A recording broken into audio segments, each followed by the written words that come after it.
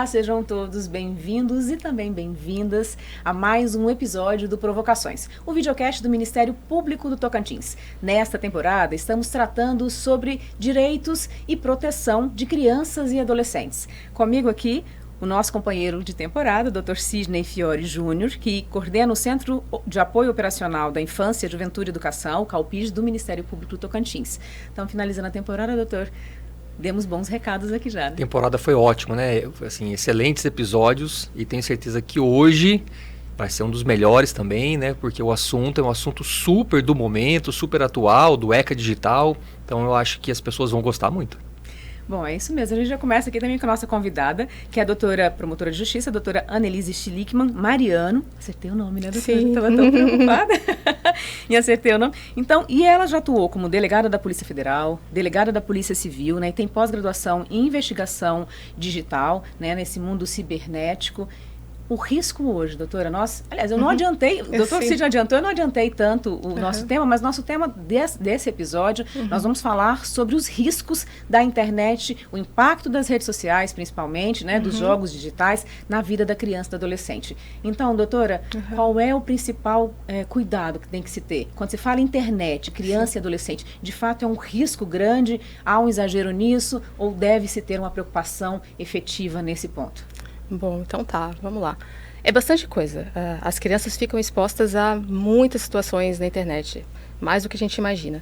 Vai desde condutas de conteúdos que são inadequados, que são conteúdos mais voltados para um público adulto, como uma cena de nudez numa novela, a uma cena de consumo de bebida, que pode ter um impacto negativo naquela criança que está se formando, até os conteúdos que são realmente proibidos para a criança, como realmente a venda de álcool, de armas, munições, o acesso a jogos, apostas, mas que são legais para adultos, aos conteúdos ilegais, que são ilegais para todo o público, para crianças, adolescentes e adultos, como realmente conteúdos de abuso sexual infantil, como conteúdos que induzam ao autoextermínio, automutilação, condutas realmente criminosas. As crianças estão expostas a toda essa gama de possibilidades. Maus tratos contra animais, Maus né? tratos contra animais, Parece que muito está na isso, né? moda agora também, isso aí, desses grupos que incentivam esse tipo de crime. Então, assim, a gente vai desde dos conteúdos que são inadequados, que não são proibidos, mas que não dizem respeito àquela idade de já começar a consumir, aos conteúdos que são proibidos mesmo e os conteúdos ilegais. Tá, o ECA Digital já está em vigor. Não é isso, doutor Sidney? O ECA Digital já está em vigor. O que isso muda? Se eu acredito que... Nós conversamos antes aqui de começar o programa que ele está em vigor, mas ainda está em processo de implementação. Mas o que se tem? Se eu acredito que isso ajuda a diminuir os riscos da criança e do adolescente nas redes sociais, no uso da internet? Olha, eu reputo que o ECA Digital, ele de fato, ele veio para ajudar demais, né, a proteger crianças e adolescentes nesse ambiente digital. Eu imagino assim que as plataformas, né, as big techs, hoje em dia com o ECA Digital, elas passaram a ser praticamente as nossas aliadas nessa proteção. Me parece que até antes do ECA Digital, elas, até por não serem obrigadas por lei, elas viam e parecia assim, como se fosse uma paisagem. Ela não se sentia comprometida, não se sentia obrigada a fazer nada. E mesmo que alguém notificasse um vídeo proibido, né, um pai ou uma mãe chegava lá, aqui na promotoria, tem um vídeo da minha filha de nudez, qualquer coisa do tipo, mesmo notificada, às vezes ela, né, se fingia de, né, não vi, não estou sabendo de nada. Então o ECA me parece que agora vai obrigar, como se fosse o Código de Defesa do Consumidor, não? Então ela agora se vê de fato como uma prestadora de serviço. E numa relação de consumo, como ela é a prestadora de serviço, ela fica completamente obrigada, então, a oferecer um produto de qualidade, sem vícios, sem problemas. Então, me parece que veio assim, em boa hora. Nós estamos cada vez, obviamente, né, cada ano que passa, o salto tecnológico que a gente dá é gigante, né? Não é nem ano, né? Me parece que a cada mês, talvez, né? O salto... Até poucos meses atrás não existia inteligência artificial. Parece que esse mundo nem existia antes, né? De tanto que a gente já mergulhou nisso, né? Então, o ECA Digital, ele facilita a nossa vida enquanto investigadores, né? Enquanto sistema de justiça, ajuda pais, ajuda mães, protege crianças e adolescentes e força essas empresas, essas plataformas, a serem as nossas parceiras e aliadas na proteção integral de crianças e adolescentes. Doutora, nesse contexto da investigação, né, do mundo digital, Sim. que tipo de crime envolvendo crianças, né, atingindo crianças e adolescentes, são mais, tem uma ocorrência maior hoje em dia? Dá para fazer uma média disso? Sim. Eu penso assim, voltando sobre o ECA Digital e nesse assunto, a gente contava muito com a cooperação de organismos internacionais, porque essas plataformas, a maioria delas é sediada fora do país, né? E havia antes uma preocupação muito grande com os crimes de abuso sexual infantil pela internet. Talvez o Dr. Sidney também já saiba, né, que não se usa o termo pornografia infantil, apesar do nosso ECA usar, né, porque pornografia pressupõe aquela produção de conteúdo entre adultos, consensual. Então, sempre que envolver uma criança numa cena de sexo, vai ser um abuso sexual infantil. E aí a gente contava muito com essa cooperação, porque nós não tínhamos mecanismos nacionais. O ECA Digital veio nisso para forçar essas redes, essas plataformas que operam no país, a terem um mecanismo semelhante aos internacionais que nos auxiliavam, e abrangiu, além do abuso sexual infantil, outras condutas criminosas também têm essa obrigação das plataformas cooperarem, tirando do ar, identificando, atendendo prontamente essas notificações. E eu vejo assim, se não tiver a lei obrigando, realmente as plataformas não faziam. A gente contava com uma dificuldade muito grande, porque algumas plataformas que operavam aqui no país, mas não tinham sede nos países que nos ajudavam em cooperação, não forneciam esses dados, porque nas leis estrangeiras, só plataformas que tivessem sede naquele país tinham que atender essa legislação de identificar conteúdo, de notificar, de retirar. Agora o ECA Digital veio e ampliou isso aí. Basta operar no território brasileiro. Então, ele já tem essa obrigação de fornecer esse campo, essa central de receber notificações para retirada de conteúdo e de identificar por meios próprios mesmo, por uma auditoria interna deles, estarem sempre fazendo uma varredura do que ocorre naquelas redes para identificar essas situações e retirar espontaneamente, muitas vezes. Tem uma multa pesada se não retirar, né? Exato. E tudo funciona só com base disso aí. Se tiver a obrigação legal e a lei. A omissão... As plataformas digitais são empresas, então elas vão querer ter o máximo de ganho com o mínimo de dispêndio, o mínimo de gasto. E ter essas plataformas de varredura, de inteligência artificial para auxiliar são caras. Então, por obrigação legal, agora elas estão cooperando. E é um mecanismo muito importante, porque existem outras ferramentas clandestinas, outros aplicativos clandestinos que não vão atender ao ECA Digital nunca, e as crianças vão estar continuando sendo expostas, mas a grande maioria das crianças e adolescentes ainda acessa essas plataformas principais. Então, eu vejo realmente que o ECA Digital veio, é uma coisa positiva. Tem outros mecanismos que eu acho interessantes ali de vedação sobre os conteúdos proibidos também, né? Mas nunca vai ser suficiente. Eu acho que daí é uma mensagem até para a gente passar para os pais que não dá para a gente delegar todo o cuidado, toda a prevenção a esses mecanismos de poder público, de Estado. Nada vai substituir a orientação, uma conversa, um diálogo franco entre o filho que está ali acessando aquele ambiente, para que ele se sinta confortável de conversar com o pai quando ele estiver numa situação de risco e que ele saiba identificar quando ele está sendo exposto a uma situação de risco. Porque às vezes ela começa dissimulada. A senhora deu o exemplo aqui até sobre essa venda da nudez, né? Sim, então, sim. Às vezes a criança e o adolescente vai ganhar um recurso com isso, um recurso fácil. Então, falta um pouquinho dessa compreensão de que aquilo também é uma exposição, de que aquilo também é um abuso. A senhora acha que falta essa ideia de que eles estão nas redes, eles estão vivenciando e consumindo, mas eles não têm uma maturidade, né? Para estar ali. Eu havia comentado, assim... como se identificou esse tipo de situação que... A gente tem aquela situação clássica da menina que acabou fazendo um nude para um namorado e depois descobriu que era um agressor, um abusador que vai passar a extorquir, exigir mais conteúdo. Mas uma outra situação mais curiosa é que às vezes são meninos mais jovens que são abordados em plataformas de jogos ou outras plataformas que parecem ser infantis, voltadas ao público infantil, em que o interlocutor vai lá e convida ele a mandar uma foto de nudez para um pagamento. E para aquela criança, meio inocentemente, ela acha, qual o problema? Eu vou ganhar um dinheiro, não estou fazendo nada demais. Mas depois aquilo vai avançando para uma conduta mais perigosa, de exigir mais conteúdo, às vezes conteúdos ditando contato sexual de outras formas, forçando a criança a condutas perigosas para ela mesma. E ela entra numa bola de neve. Eventualmente até se encontrar presencialmente. Às vezes se encontrar presencialmente, exatamente. Então eu acho muito importante que tenha também isso aí, né? Essa orientação do pai para que a criança saiba identificar. São principalmente crianças que são vulneráveis nesse tipo de situação. Um adolescente maior já consegue às vezes perceber o risco desse tipo de abordagem. Mas são principalmente as crianças mais jovens que acabam sendo aliciadas por esse tipo de... É um tipo de exploração, um tipo de abuso, né? E acabam sendo mais vulneráveis mesmo. É o que a gente fala, assim, né? E a gente ouve muitas pessoas falarem isso. Você deixa seu filho sozinho, seu filho pequeno, né? Você deixa ele sozinho no shopping? Você deixa ele sozinho na rua, numa praça? Você deixa ele sozinho? Não, por que você deixa ele sozinho no ambiente digital? Que é mais perigoso do que deixar eventualmente no shopping, que está cheio de outras pessoas que podem ajudar, né? A gente acompanhou agora até aquela série que foi muito famosa, que chamava Adolescente, né? E estava nas plataformas digitais. E eu acho que muitos pais se chocaram com aquilo, né? Traz uma realidade, a série traz uma realidade muito disso que o senhor falou, né? O menino era um bom menino, os pais não... Mas os pais, tem um trecho que ele fala assim, a mãe, mas ele queria um computador, ele não saía do quarto, né? Que perigo que ele ia fazer se ele estava o tempo todo ali em casa. Então, essa realidade de quarto, celulares, mundo digital... Meu filho está super bem, ele está em casa, não, tá não é uma segurança, né? As pessoas falam isso, pensam isso, né? Não é uma segurança.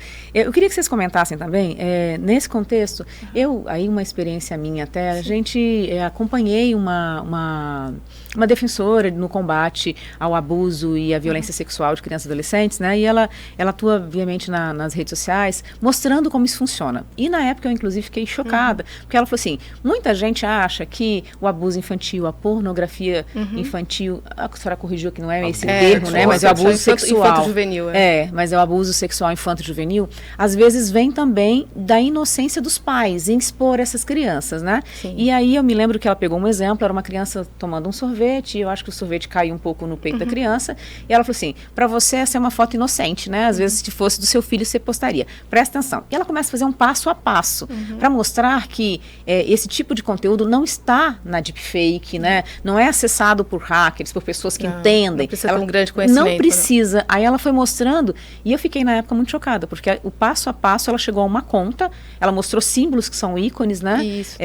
Que ligam esse tipo de conteúdo, e ela chegou numa conta pública, né? Não estava em deepfake nem nada, mas era uma conta que para você ter acesso você tinha que pagar, e entrava, e lá dentro dessa conta, essa pessoa responsável pela conta reunia todo tipo de imagem de crianças e adolescentes, né? Em situações que muitas vezes os pais acreditam que é comum. Doutor, o senhor, assim, que acompanha de perto há muitos anos esse processo da proteção da criança, o pai tem que estar perto. Ele tem que tomar cuidado com o que expõe do filho. Às vezes uma foto inocente, alguma coisa, né? Tem que ter essa avaliação, tipo, não parece, não é só uma foto, deixa eu pensar bem antes de publicar. Tem até um nome, né? Sharing, né?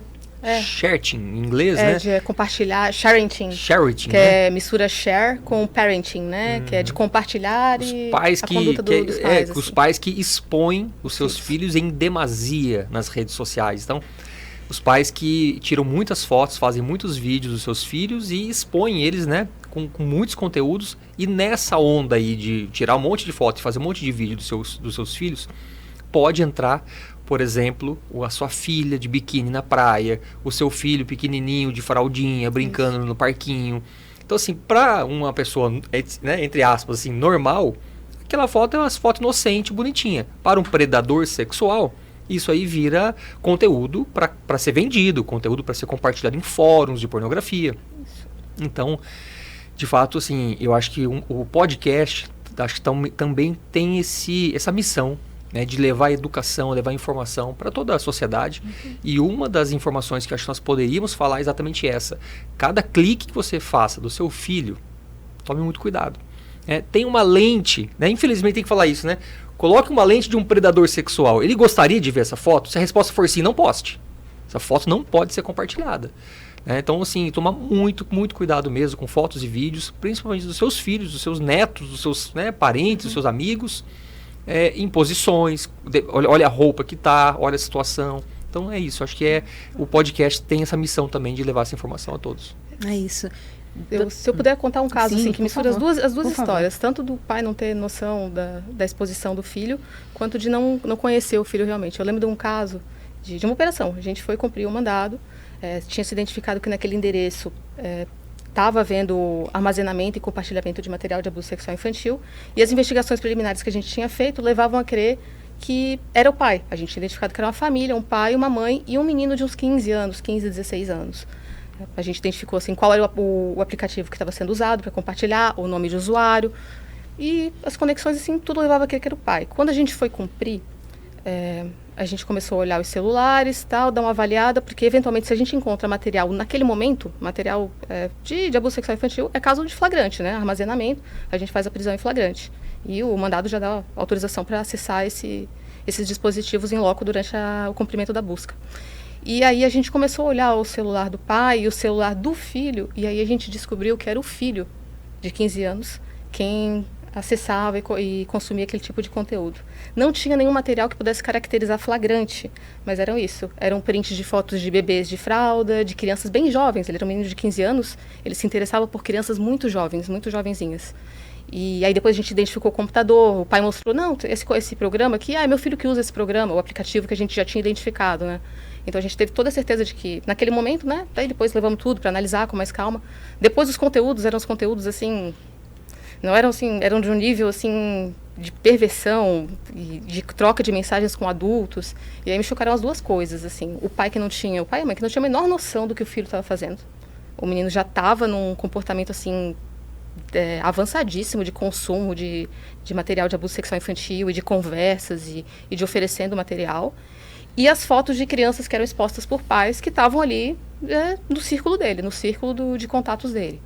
Então, leva a gente a refletir um pouco, assim, né, sobre todo esse cuidado que não se tem, tanto no diálogo quanto na exposição que os pais fazem dos filhos.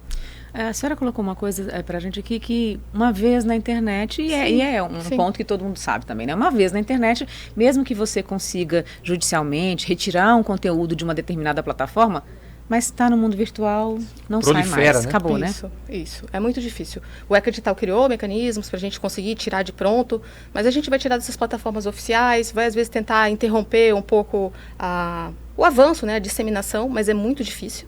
E a partir do momento que entrou uma vez, que entrou na rede, aquilo ali é baixado, vai passar para outro aplicativo. Uma vez que entrou, é impossível, é praticamente impossível de evitar que aquele conteúdo se perpetue, que vá ser encontrado daqui a 10, 20 anos, quando aquela criança, aquele adolescente for adulto. Entendi. Doutor, o ECA também, o ECA Digital, a gente saindo desse processo criminal, mas falando num outro processo que precisa também ser reforçado com os pais e para que eles tenham consciência, né, é o trabalho infantil. Né? O ECA também fala disso, e eu queria que você falasse um pouquinho sobre qual é a visão e a orientação também, com base no que o ECA já traz, do Ministério Público com relação a isso. Eu sei o senhor aqui também, nós aqui do Ministério Público já fizemos uma reunião até com os influenciadores mirins, né, para poder tratar desse assunto, e eu queria que você aproveitasse aqui o podcast para reforçar, para que o pai também entenda como é que é feita, porque eu vejo às vezes o pai vê que a criança tem um talento, né? E a gente baba mesmo, né? Quando a gente vê os nossos filhos se desenvolvendo, se sobressaindo com um talento, com alguma coisa, com câmera e tudo, a gente fica todo realmente meio coruja. Mas como é que isso é diferenciado? Que realmente é uma coisa interessante para a criança, ou quais os cuidados que precisa ter, o que configura como um trabalho infantil? Bom, inclusive nós estamos no mês de junho, né? E nós estamos com uma campanha aqui no MP, e é uma campanha nacional do cartão vermelho. Então nós estamos dando cartão vermelho para o trabalho infantil, em alusão à Copa do Mundo. O árbitro, né, não usa cartão vermelho contra, né, as coisas são erradas em campo. Então essa é a pegada da nossa campanha. E quando a gente fala em trabalho infantil, eu acho que a visão de todo mundo é uma criança vendendo balinha no semáforo, né? A gente pensa muito mais da criança, sei lá, antigamente no canavial, a criança no lava-jato, esse tipo de trabalho. Quando a gente traz a mesma concepção do trabalho infantil, mas agora num ambiente digital, trabalho artístico, a preocupação é a mesma. Porque pode ter uma criança que está trabalhando tanto dentro do ambiente digital, passando horas e horas dentro do quarto, gravando vídeos, por exemplo, que ela não consegue ir para a escola. E isso é trabalho. E muitas vezes, assim, algumas crianças amam fazer um videozinho aqui e tal, e acaba se dando bem, monetização, ganhar dinheiro. Aí os pais também, opa, peraí, isso aí é interessante, hein? Meu filho está ganhando dinheirão. E começa a incentivar cada vez mais, de repente o que antes era uma brincadeira se profissionaliza, contrata alguém agora para filmar, agora contrata alguém para fazer edição. Isso se torna realmente uma profissão, e aí a nossa preocupação é o trabalho infantil. Essa criança, ela tem o direito de convivência familiar e comunitária, ela tem o direito ao ambiente escolar, ela tem o direito de estar na escola, de preferência, inclusive, educação integral, numa escola que possa oferecer a ela toda oportunidade. E também, ao mesmo tempo, a gente não quer privar ela de um sucesso que ela pode ter, e realmente pode ser uma grande profissão. Então, como colocar isso numa balança, né, e encontrar um meio de campo aí para ficar bom para ambas as partes. Então, o Ministério Público e o sistema de justiça como um todo trabalham por meio dos alvarás. Então, qual é a orientação que eu dou para os pais que têm filhos, que estão fazendo trabalhos artísticos no ambiente digital? Procure um advogado ou a Defensoria Pública e faça, né, entre em juízo na vara da infância, pedindo um alvará, né, para que seja deferido essa autorização. O juiz vai dar autorização, e na autorização o juiz já vai colocar essas cautelas. observar que a criança tem o direito de estar na escola, né? Isso que eu já tinha falado, isso vai constar no alvará. E, inclusive, eu tive uma reunião com o Ministério da Justiça, e o Ministério da Justiça está pensando já em possibilitar que as Big Techs, quando está lá o vídeo daquela criança que é uma artista, em algum lugarzinho ali, né, vamos falar aqui de Facebook, Instagram, quando entra no perfil dessa criança ou adolescente, já vai ter lá o número do alvará. Entendeu? E um número do alvará, né? E clicável. Clicável. Qualquer um, por exemplo, eu como promotor estou fiscalizando. Eu clico, já tenho acesso ao alvará, o número do EPROC, então eu já tenho acesso ao processo e eu já vou ter ciência de que aquela criança está tudo certinho, está tudo redondinho, ela tem inclusive o alvará. Nós estamos negociando para chegar nesse nível. E esse é um ponto importante, porque às vezes o pai pensa no momento, né? No momento agora, então está monetizando, está conseguindo, a criança está tendo um sucesso. Mas a gente sabe também que esse tipo de dinâmica ele não dura muito tempo, né? Então isso pode trazer também outras consequências para a vida futura da criança se não for feito com responsabilidade, não é isso? E assim, tem crianças, a gente ouve falar, né? Claro que eu não conheço, mas assim, essas atrizes e atores mirins Globo, né, que trabalham em novelas da Globo, a gente vê alguns casos, né, de alguns que assumiram tantas obrigações e responsabilidades que depois, quando se torna um jovem, um adulto, não tem mais aquele sucesso de antes, cai em droga, cai em depressão, sim, né? Sim, tem todo esse efeito, assim, eu imagino. Apresentar esse mundo adulto para a criança muito cedo tem consequências graves, né? Como diz, né, a criança é uma pessoa em desenvolvimento ainda, então tudo que vai acontecer com ela naquele momento vai ter uma repercussão mais tarde. Eu acho interessante até um dos mecanismos que o ECA Digital criou sobre isso, sobre o vício da criança, sobre o que ela é exposta pelas redes sociais, como isso aí pode acarretar na formação do caráter dela, na formação realmente da conduta dela que ela vai ter como adulta. Eu achei uma inovação interessante do ECA Digital, que foi aquela proibição dos loot boxes, das caixas de recompensas. Para quem acompanha jogos, alguns jogos têm a possibilidade da criança, do jogador, acessar, comprar, adquirir uma caixa que é surpresa. Você não sabe o que vai vir daquela caixinha. Vai vir um item interessante para o seu personagem no joguinho, vai vir nada, vai vir alguma coisa, um item raro. Então, uma arminha, uma luvinha, um chapéu. Já era aquele mecanismo de surpresa, de aposta, em que você adquire uma coisa sem saber se vai ganhar, se vai perder, e aquilo já vai incutindo na criança aquele gosto pela aposta, pelo jogo, que mais tarde aquele adulto vai estar mais suscetível, né, a ter um comportamento de vício em jogos. E também, assim, o design dos produtos, os designs das redes sociais, ela é feito para te prender e te viciar, para se manter preso o máximo de tempo possível, porque as plataformas lucram com isso, né? Então, o ECA Digital veio também com uma preocupação dessa. E tem a questão do controle parental também no ECA Digital, agora tem um controle parental para controlar o tempo que a criança vai ter acesso. O controle parental é mais para rede social, ou é para jogos, é para tudo? Eu acho que é mais para um jogo para redes sociais, né? É mais para as né? redes sociais, porque normalmente é onde a criança vai ter uma interação maior e vai estar mais exposta a riscos. Os jogos, eu acredito que pode ter um controle de tempo, vou ficar devendo essa resposta completa, mas o principal são as redes sociais, que é o que a preocupação maior da criança ter uma interação maior e estar sujeita a riscos de abuso sexual infantil e de condutas perigosas diretamente, né? Sim. Não havia, inclusive, essa é uma inovação interessante do ECA Digital, essa preocupação tão grande quanto a essas condutas danosas em outros aspectos, né? Não criminosas, mas que são inadequadas e proibidas, que podem gerar danos futuros, né? Esse vício em redes sociais, essa exposição ao vício em jogos, que quando a criança é muito jovem, vai sendo exposta a esse tipo de comportamento desde cedo, mais tarde ela vai ser um adulto que não teve uma formação adequada e vai estar mais sujeita a comportamentos perigosos. Pegando aí esses pontos que a senhora colocou, é um processo que teve grande repercussão nacional recentemente e que foi trazido um termo que talvez muita gente até desconhecia, que era a adultização. Exato. Né? Então, que é levar, como a senhora colocou, levar a criança, que é uma criança que naquele momento está em desenvolvimento para uma fase adulta, né? Como se ela, pegando a simbologia dos jogos, ela pulando etapas para chegar a um nível que ainda não está preparada para isso.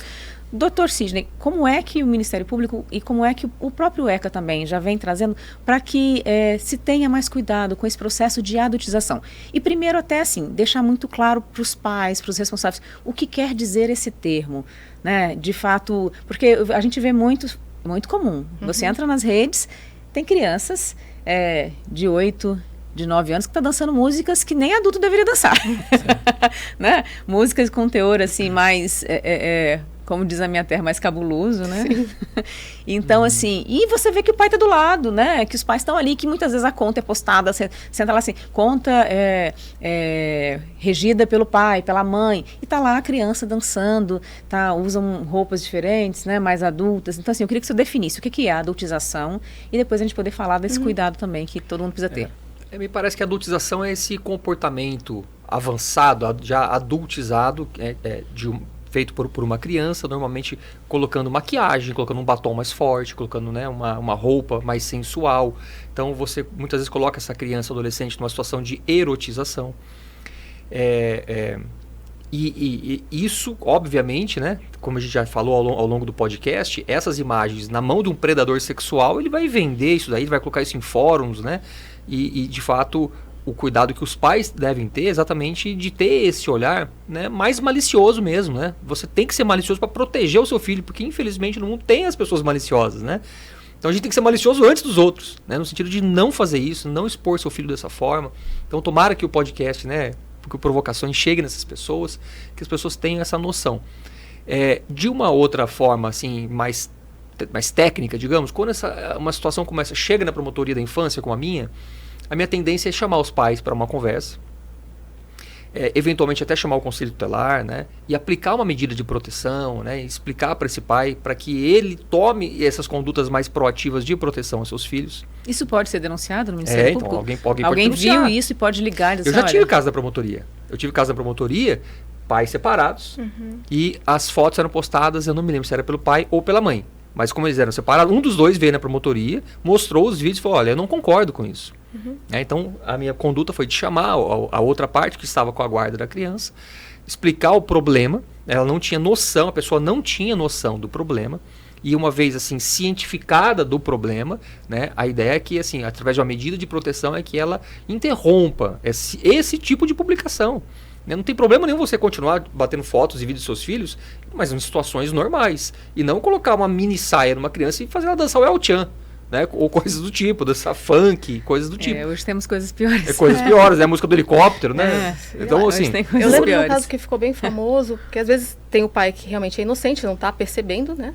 E às vezes tem o pai que percebe que aquilo dá um retorno, que aquilo acaba dando às vezes um retorno financeiro, realmente, e aí passa realmente a explorar a criança. É muito triste, acontece muito. Eu lembro de um caso que foi famoso, que era uma mãe também que começou a ver que as dancinhas da filha, a menina tinha uns 12 ou 13 anos, por volta disso, 14 no máximo, estavam dando retorno, e ela foi cada vez mais piorando os vídeos, a menina usando cada vez menos roupa, a dança cada vez mais sexualizada, até que ela foi denunciada. Eu lembro que... Que a denúncia do FEOC foi mais ou menos sobre isso também, né? Foi mais ou menos sobre isso, exato. A menina cada vez... lá, né? Isso, exato. Tava vendo assim que estava no limite, realmente foi avançando, foi vendo que havia, né, um retorno para isso, havia um público para isso, e a maioria do público não é um público bem intencionado, a grande maioria de predadores sexuais que consomem esse tipo de material, mas tem um retorno, tem essa monetização das redes. E aí elas vão percebendo e vão piorando cada vez mais. A criança vai usar cada vez menos roupas nos vídeos, as músicas vão ser cada vez mais sexualizadas. Então tem que ter um olhar atento do Ministério Público para isso, para os pais que já perceberam que aquilo dá um retorno e não estão com intenção nenhuma de proteger a criança, mesmo pelo contrário. Aí eles deixam de ser aliados do Ministério Público nessa proteção para realmente serem responsabilizados, né, pela exploração. É importante dizer que o pai, o responsável, pode ser responsabilizado judicialmente, né? Exatamente. Inclusive por crime, né? Exato. Inclusive a gente pode tipificar em algum crime, né? Ou e na área mais civil, na área mais protetiva. E a última hipótese seria a destituição do poder familiar, esse pai perder a guarda da criança. Então, assim, pode ter uma repercussão muito pesada na família. Voltando assim, à minha experiência policial, a gente vê que na maior parte dos casos de exploração sexual infantil, realmente grave, de produção de conteúdo mesmo de relações sexuais, de nudez explícita, são pessoas do convívio da criança com quem ela confia, porque é mais fácil de acessar uma criança que aquele adulto, né, tem naquele círculo dele. Então, muitas vezes a gente vê realmente pais, mães, tios, avós, pessoas de confiança que estão explorando aquela criança. E daí é muito mais difícil de identificar, é muito mais difícil de combater, né? Que é o que diz o próprio... o Atlas da Violência, né? Sim, a grande maioria dos abusos sexuais infantis é cometido dentro da própria casa, dentro do círculo de conhecidos. Mais de 80% né, dos crimes, principalmente sexuais, contra crianças, é de fato praticado por pessoas, né, de dentro de casa. Sim. E no Brasil, a cada 5 minutos, nós temos um estupro de vulnerável. Cada 5 minutos, um estupro de vulnerável. É e o Atlas da né? Violência, ele mostra o seguinte, que a cada ano, 2024, foram 74 mil estupros de vulnerável. 2025, 87 mil estupros de vulnerável. E é assim, é escadinha, só aumenta. E o ambiente digital possibilita outras formas de estupro ainda. Então, realmente, assim, a violência só se amplia. As formas de violência, né? Tá. Eu queria, para a gente encerrar esse processo do processo do abuso, né, na internet, houve até uma decisão, acho que uma das primeiras decisões judiciais com relação ao estupro virtual. Né? Então eu queria que os senhores comentassem um pouco sobre isso, o que é esse estupro virtual, porque a maioria das pessoas pode pensar, se não tocou, se não chegou perto, né? Então não chegou a esse nível de crime, né? No caso do estupro. Isso não é real mais hoje, né?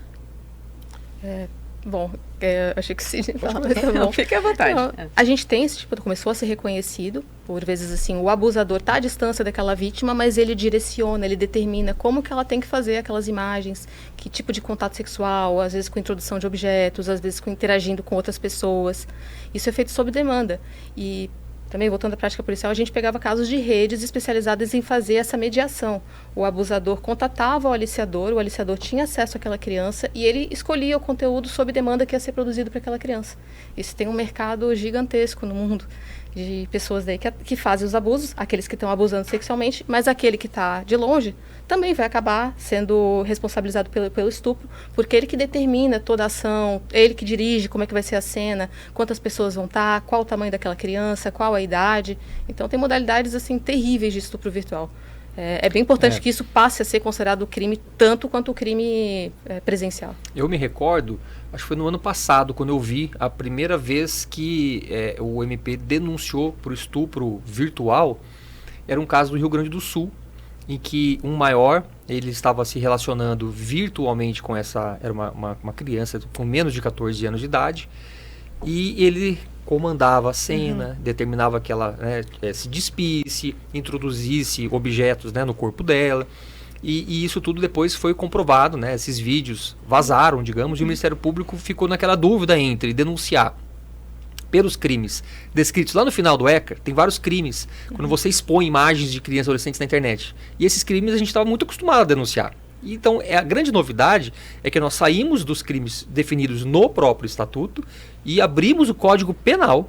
E lá no Rio Grande do Sul denunciaram pelo estupro de vulnerável do Código Penal, que é aquela relação sexual, né, presencial. Então, talvez tenha sido a primeira, não sei se depois de lá para cá, estou falando de coisa de mais de um ano atrás, né, que lá foi novidade, né? Sim. Hoje eu imagino que os promotores criminais já estão denunciando, né, pelo estupro de vulnerável já há mais tempo. Então, de fato, foi um avanço na interpretação e no alcance que pode ser dado ao 217A do Código Penal, que é o estupro de vulnerável. Sim. E o alcance da internet piora tudo, né? Então piora o impacto desse crime na vida da pessoa, da criança. E lembrar, assim, que tudo que está na internet, no fim das contas, fica. A gente não tem esse controle de como tirar, mesmo tirando judicialmente de uma plataforma ou outra, mas é um conteúdo que meio que se multiplica, né? Uma vez que está lá, dificilmente ele vai desaparecer integralmente, totalmente. Qual é a orientação para os pais? Para a gente encerrar aqui, eu penso muito que sim. O ECA Digital trouxe alguns avanços. Sim. Isso é importante. Muita coisa ainda está em fase de implementação, mas foi um passo importante que o Brasil deu para combater esse tipo de crime, né, e proteger mais crianças e adolescentes. Mas a responsabilidade de quem está em casa, a responsabilidade de quem cuida, o responsável por crianças e adolescentes, ele na verdade tem que aumentar. Né? Então eu queria que eu ouvisse dos senhores um recado final, né, uma orientação para os pais, principalmente porque assim, às vezes você vê que ele não faz de maldade, né? Claro, você tem responsáveis que têm a intenção de monetizar, têm a intenção de explorar, mas você tem alguns pais que não têm noção realmente do que aquilo pode levar, né? De que o que ele está fazendo pode colocar a vida da criança e do adolescente em risco. Tá, bom, vamos lá então. Eu acho que realmente a principal função dos pais, né, é orientar e fornecer um ambiente acolhedor para que a criança se sinta confortável para revelar o que aconteceu, para conversar sobre o que aconteceu. Deixar para o poder público, para essas ferramentas digitais, toda a proteção é insuficiente, porque a tecnologia está aumentando a cada dia, avançando a cada dia, são sempre aplicativos novos surgindo, aplicativos clandestinos que não vão se sujeitar às regras do ECA digital. Então a criança vai estar exposta de alguma forma, em algum momento, em algum grau, a algum tipo de risco. E aí muitas vezes o que a gente vê é que a criança não tem uma orientação suficiente para identificar aquele risco, então é importante que o pai tenha essa conversa, que oriente sobre que tipo de conduta, que aquela abordagem é errada, que aquele tipo de conversa não é certo, que deve conversar com o pai, com a mãe sobre o que está acontecendo. E também deixar um ambiente adequado para que a criança se sinta confortável de pedir ajuda. Porque a gente vê muitas vezes na prática, às vezes uma criança, um adolescente que entra numa situação dessa de exposição de nudez e entra numa bola de neve de cada vez fornecer mais conteúdo, fica com muita vergonha, com muito medo e não se sente confortável em pedir ajuda para os pais. E às vezes tem realmente uma reação ruim, não tem um acolhimento, não tem uma compreensão. Então aquilo acaba deixando a criança, o adolescente vulnerável a situações ainda mais graves de autoextermínio, automutilação. Então, sem dúvida, não dá para confiar simplesmente nas ferramentas digitais e há uma responsabilidade cada vez maior dos pais em propiciarem esse ambiente para que a criança se sinta confortável e orientada. Muito bem. Eu complemento dizendo o seguinte, que essas crianças e adolescentes, quando já estão apresentando esse comportamento, né, de automutilação, depressão, o comportamento que uma criança que era feliz e agora está completamente triste, essa mudança de comportamento, os pais têm que conseguir observar isso dentro de casa, assim como os professores têm que observar isso em sala de aula. Então, a rede de proteção é essa, são os pais, a família, a sociedade e o Estado. Então, a partir do momento que houve essa mudança de comportamento, todos nós, artigo 70 do ECA, é responsabilidade de todos nós juntos, né? Se fala que precisa de uma aldeia inteira para criar uma criança, para educar uma criança. Então, a partir do momento que há essa mudança de comportamento, nós precisamos. A gente fala que o corpo fala, né? Muitas vezes a criança ela não vai conseguir verbalizar, às vezes por causa de muito trauma, ela não verbaliza, mas ela chora, né? Ela se corta, ela se automutila. Então, precisamos ficar ligados nisso tudo. Dizer também para a sociedade, para todos que estiverem assistindo, que o ECA Digital ele traz a necessidade do Brasil ter agora uma autoridade de proteção de dados, é esse o nome? Autoridade Nacional de Proteção de Dados, vai ser uma central né? nacional que vai receber esses alertas, esses pedidos de remoção de conteúdo e que também vai ficar responsável por comunicar quando identificar para que seja encaminhado às autoridades para responsabilização. Foi a grande novidade. Vai ajudar aqui. Muito, né? Vai ajudar bastante. Acho que nós vamos conseguir uma unidade brasileira para centralizar isso, tratar essas informações e com certeza vai ajudar esses pais, vai ajudar essas crianças a derrubar o conteúdo, né? Sim. A responsabilizar as pessoas. Isso. Então nós estamos diante de uma grande inovação a partir do ECA e esses decretos novos, portarias novas que o Ministério está baixando a cada dia. É isso. Certo. Obrigada. Foi uma conversa. Eu sempre falo aqui com o Dr. Cid que assim, se deixar a gente vai 1 hora.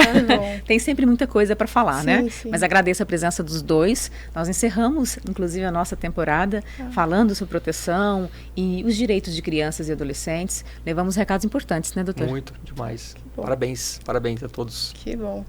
Obrigada pela presença, doutora. Obrigada. Doutor também pela parceria. Bom, e você que nos acompanha, corre lá, dá uma olhadinha, sabe? Faz maratona. Essa temporada, com certeza, tem informações importantes. Porque às vezes você não tem filho, mas você tem sobrinho, você tem o filho dos amigos. Então, são informações que você pode levar para as pessoas ao seu redor e que vai garantir, que pode ajudar, principalmente, a proteger crianças e adolescentes, né? O Dr. Sidney trouxe dados que a cada 5 minutos uma criança é abusada.